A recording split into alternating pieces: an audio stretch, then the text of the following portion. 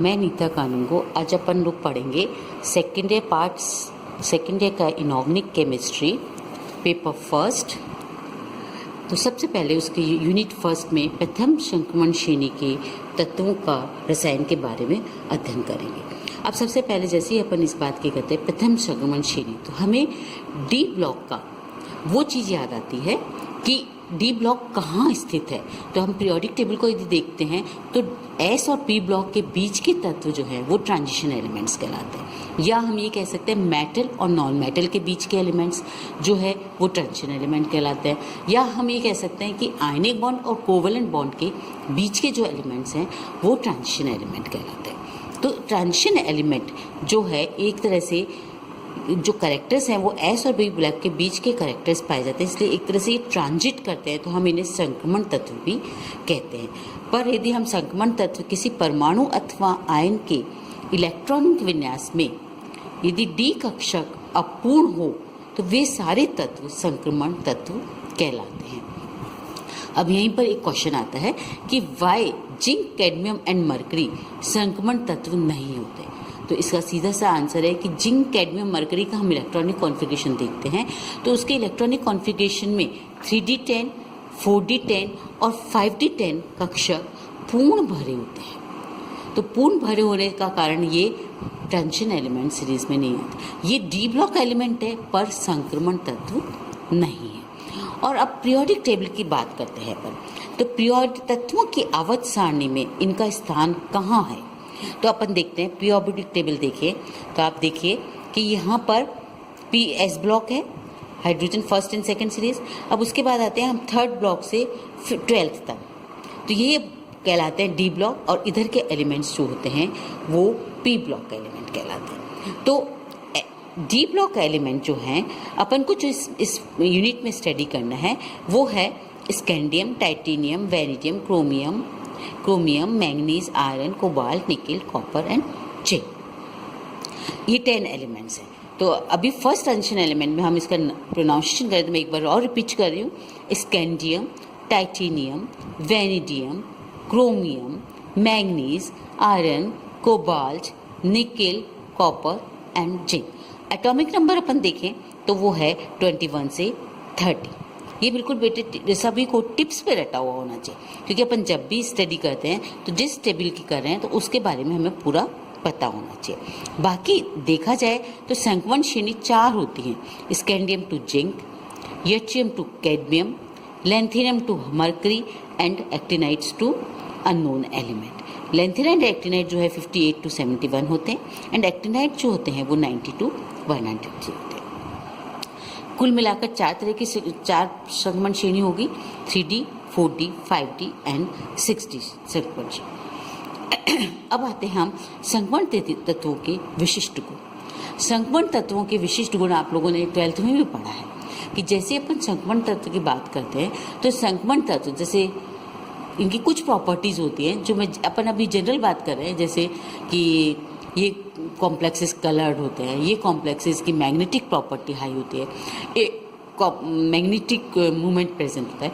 ये इन कॉम्प्लेक्सेस का अपन देखें तो ये इस तरह से भी कह सकते हैं कि इनके प्रॉपर्टी जो एस ब्लॉक और पी ब्लॉक से बिल्कुल डिफरेंट होती है। अपन ने पी ब्लॉक के एलिमेंट्स आपने लैब में भी यूज़ किए हैं, वो सब वाइट इन कलर होते हैं, जबकि डी संक्रमण तत्वों के तत्व जो होते हैं वो कलर। अब आते हैं अपन इनकी एक एक करके अपन एक एक प्रॉपर्टी को डिस्कस करते हैं। तो सबसे पहले अपन डिस्कस करेंगे संक्रमण तत्वों के गुण। अब संक्रमण तत्वों के गुण डिस्कस करने से पहले मैं सबसे पहले ले रही हूँ एक तो अपने position in the periodic table पहले डिस्कस कर ली कि ये पीरियोडिक टेबल यहाँ पर स्थित है। उसके बाद आता है संक्रमण तत्वों का इलेक्ट्रॉनिक विन्यास। इलेक्ट्रॉनिक विन्यास जब अपन फिल करते हैं तो इलेक्ट्रॉनिक विन्यास फिल करने के लिए सबसे पहले अपन जो 4 रूल हैं, ओ principle, N+N rule, Hund's rule, इन सबको फॉलो करते हुए अपन ट्रांजिशन एलिमेंट का इलेक्ट्रॉनिक कॉन्फ़िगरेशन फिल करते हैं। अब आता है सबसे पहले जैसे अपन स्कैंडियम ले रहे हैं, स्कैंडियम है एटॉमिक नंबर 21। इसका इलेक्ट्रॉनिक कॉन्फ़िगरेशन अपन लिखेंगे तो वो होगा 1s2, 2s2, 2p6, 3s2, 3p6, 3d1 and 4s2। ठीक है, वापस रिपीट करती हूँ, scandium 21, 1s2, 2s2, 2p6, 3s2, 3p6, 3d1 and 4s2। यहाँ पर एक क्वेश्चन आता है कि अपन पहले इलेक्ट्रॉन 4s2 में क्यों फिल कर रहे हैं और बाद में हम 3d में फिल कर रहे हैं। देखा कि हम पहले इलेक्ट्रॉन 4s2 में फिल कर रहे हैं, फिर बाद में हम 3d सीरीज में डाल रहे हैं। ये चीज़ हमें ध्यान रखनी है और साथ में हमें ये भी ध्यान रखना है कि जब अपन लिखेंगे तो 3d1 3d2 इनर साइड में लिखना है और 4s2 आउटर शेल लिखनी है। अब ऐसे यहाँ पर क्यों होता है, अकॉर्डिंग टू ऑफो प्रिंसिपल या हम n+l रूल को देखते हैं तो पहले इलेक्ट्रॉन 4s में जाता है, यानी जिसका n नंबर ज़्यादा होता है अकॉर्डिंग टू n+l रूल, जिसका यदि हम n+l में एनर्जी इक्वल मिलती है तो जिसका n नंबर ज़्यादा होता है उसमें इलेक्ट्रॉन पहले जाएगा और उसके बाद n नंबर जिसका कम होता है उसमें इलेक्ट्रॉन जाएगा। तो अकॉर्डिंग टू ऑफो प्रिंसिपल 3d में इनर शेल हो गई और 4s आउटर शेल हो गई। क्लियर। नाउ अपन नेक्स्ट एटॉमिक पे आते हैं, सेकेंड एटम पे आते हैं, that is titanium. Atomic number 22। Electronic configuration अपन फिल करेंगे तो हम इसको ऑर्गन भी लिख सकते हैं, 1s2, 2s2, 2p6, 3s2, 3p6। ये पूरा ऑर्गन एक इनर्ट गैस कॉन्फ़िगरेशन है तो हमने ऑर्गन लिख लिया। एंड देन 3d2 4s2 ये हो गया। नेक्स्ट इलेक्ट्रॉन जो आएगा वो डी शेल में आएगा और 3d2 4s2। अब आ जाते हैं अपन वैनिडियम पे। वैनिडियम है 23, again argon, 3d2 3 4s2। Then अपन आते हैं chromium, atomic number 24, 1s2, 2s2, 2p6, 3s2, 3p6, 3d5 and 4s1। अब यहाँ पर एक ध्यान देने वाली बात है कि यहाँ पर 3d5 क्यों हो गया, क्योंकि यहाँ पर s से एक इलेक्ट्रॉन इसने ले लिया और यहाँ पर 3d5 जैसे कि हम जानते हैं half filled state is more stable configuration होता है। तो 3d5 और 4s1 हम ये भी कह सकते हैं कि क्रोमियम का कॉन्फ़िगरेशन यहाँ पर एक्सेप्शन में आ जाता है।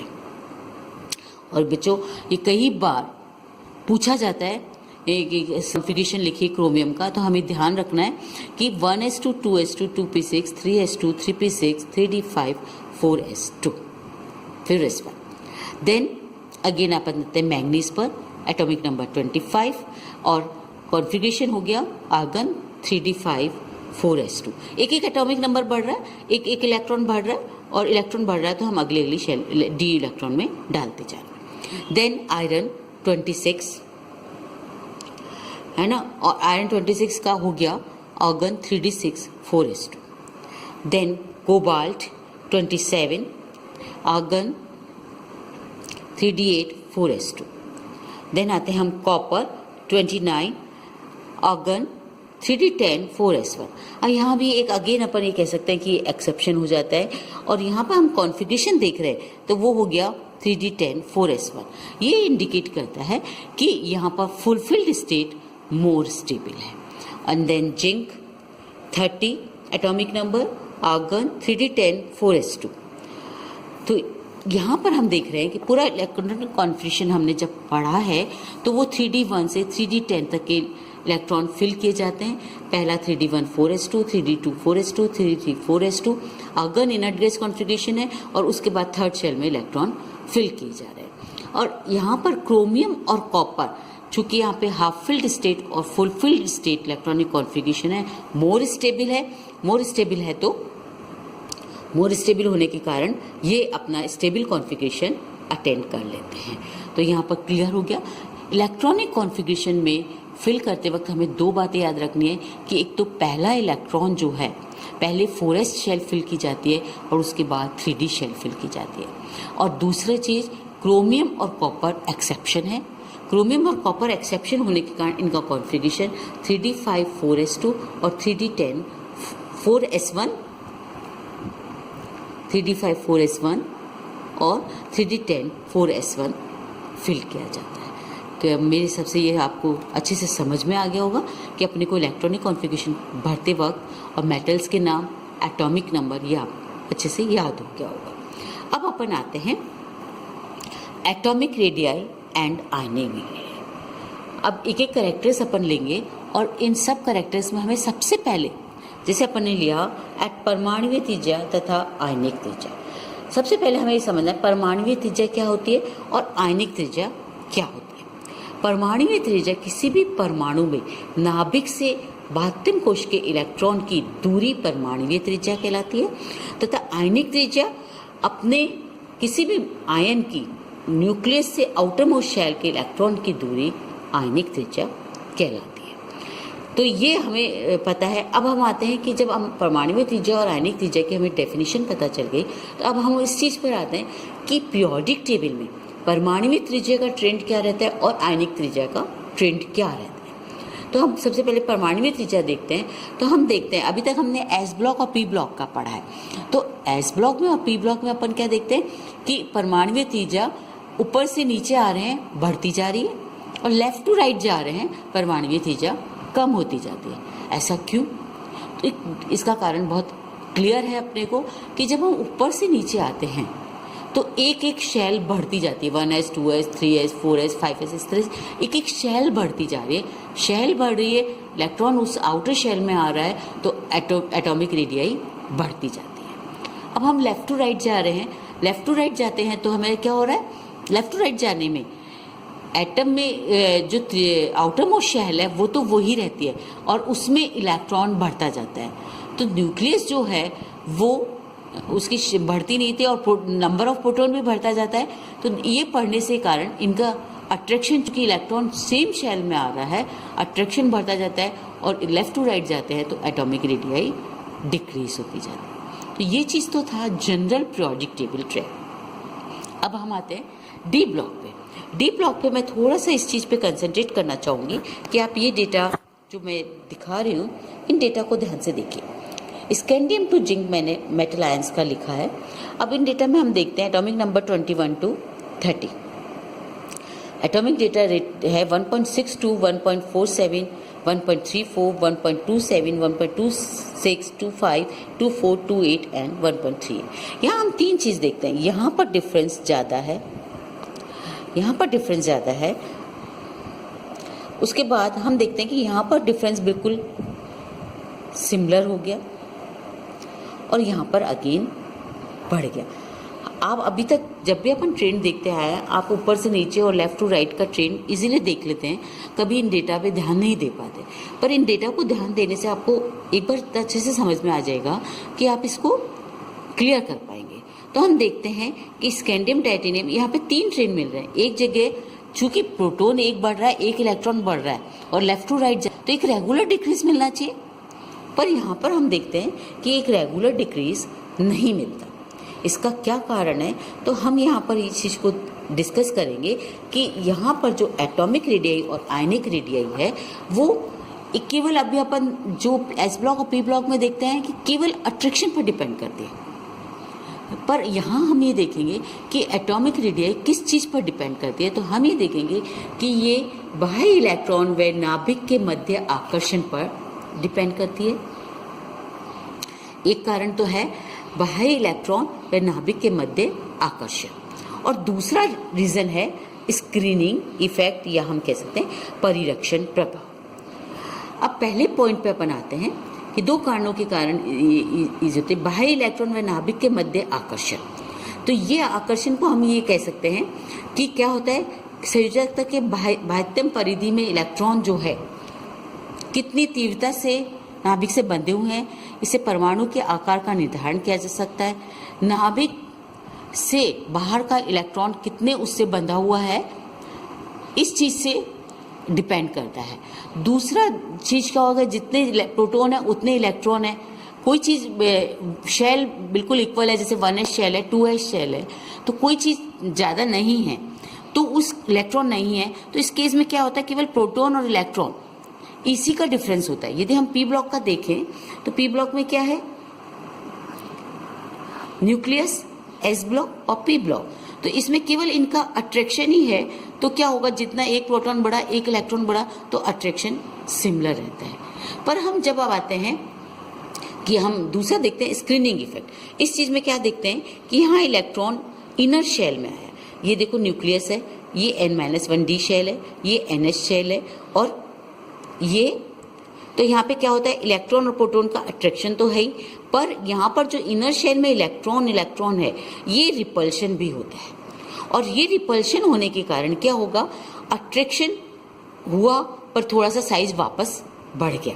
तो इस अट्रैक्शन और रिपल्शन के कारण ये जो इफेक्ट कहलाता है वो स्क्रीनिंग इफेक्ट कहलाता है। और इसी के कारण जो मैंने पहले अभी बताया था कि ट्रांजिशन एलिमेंट में शुरू में एटॉमिक रेडियाई डिक्रीज होते हैं, क्योंकि केवल वहाँ पे स्क्रीनिंग इफेक्ट इतना इफेक्टिव नहीं होता, पर बाद में स्क्रीनिंग इफेक्ट बीच के एलिमेंट पे अट्रैक्शन और स्क्रीनिंग इफेक्ट इक्वल हो जाता है, और लास्ट में आते आते स्क्रीनिंग इफेक्ट इफेक्टिव कम हो जाता है और half fulfilled state more stable हो जाते हैं, इसलिए साइज बढ़ जाता है। तो बीच के एलिमेंट आयरन, कोबाल्ट और निकेल, इनका जो एलिमेंट्स हैं, इनकी एटॉमिक रेडियाई जस्ट सिमिलर हो जाती है।